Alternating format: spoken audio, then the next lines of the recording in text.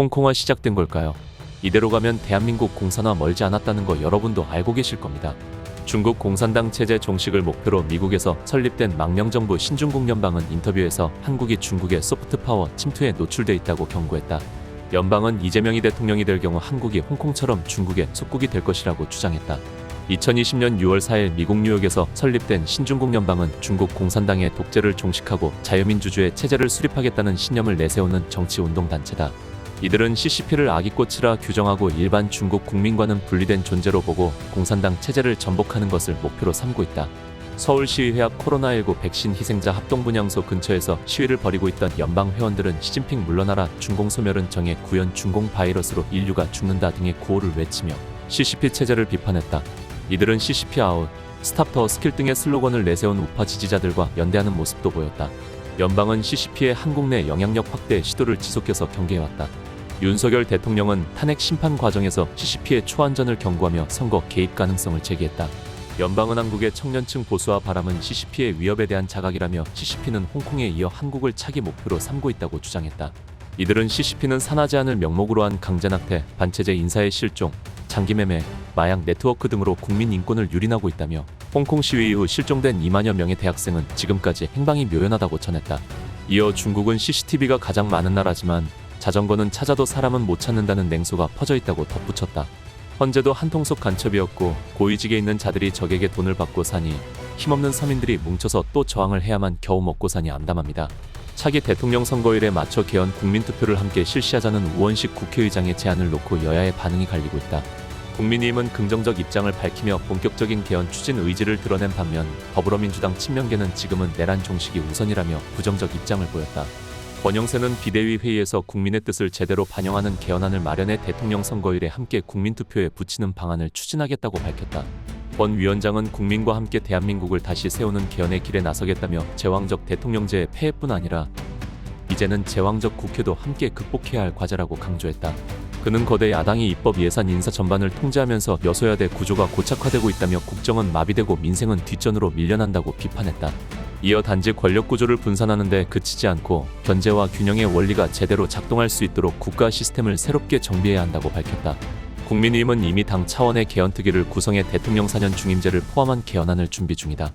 대통령 권한을 일정 부분 분산하되 책임 정치를 강화하는 방향으로 4년 중임제를 도입하고 국회 권한 조정 및 권력 간 견제 장치를 정비하는 데 초점을 맞추고 있다.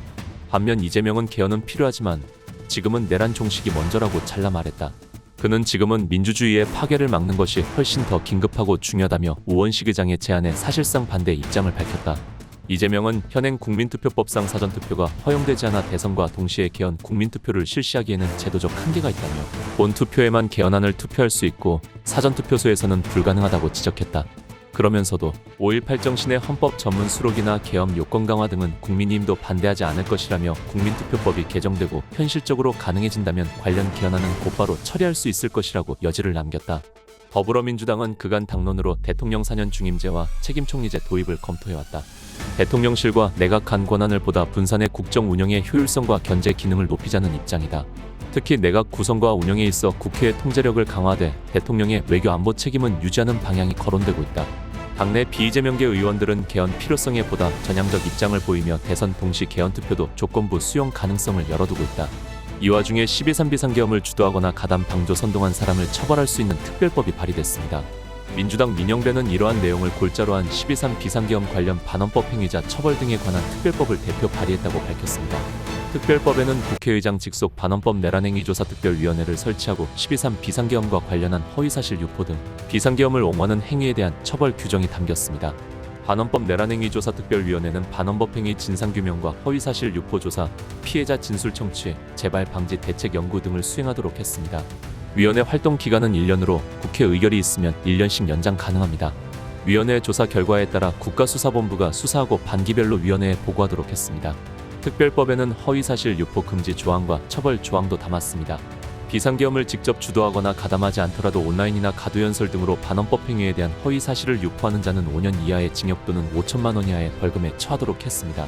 민영배는 민주주의를 파괴한 자들을 제대로 밝히고 책임을 묻지 않으면 또다시 누군가는 내란을 선택할 수 있다며 주권자와 함께 반드시 진실을 밝혀내고 반헌법 행위자를 엄벌하겠다고 말했습니다. 정말 간첩들이 적반하장도 유분수 아닙니까? 진짜 민주당 대단들합니다. 너희 민주당과 좌파 카르텔이 반국가 세력인 건 초딩도 안다. 어디서 반국가 세력 운운을 합니까? 이런 통제가 민주주의라고 볼 수 있는 겁니까? 이제 대놓고 공산화로 가겠다는 겁니다. 멸공 또 멸공입니다. 이재명 구속! 이재명 구속! 제명아 감방가자! 이재명 사건 기록물은 대령동 사건 200건, 성남 FC 사건 150건 등 제명아 감방가자! 증거 목록만 이재명 구속! 9천 페이지입니다. 독사하는 데만 수개월이 걸리며 독사 비용도 이재명 1천만 원대입니다. 400일이 걸리는 구속! 어마어마한 사건 이재명 기록물. 구속! 말이 필요 없다.